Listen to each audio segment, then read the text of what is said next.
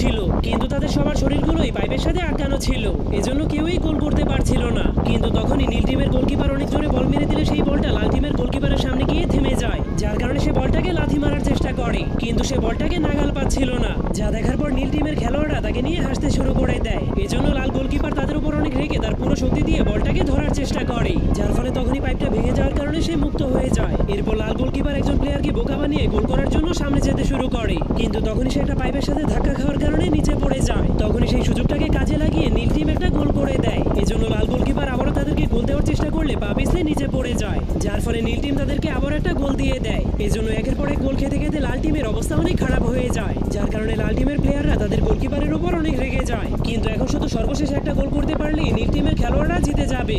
যা দেখার পর লাল গোলকিপার তার জায়গাতে গিয়ে জলদি করে তার পাইপটাকে লাগানোর চেষ্টা করে, কিন্তু তখনই নীল টিম বলটাকে আবার অনেক জোরে একটা লাথি মেরে দেয়।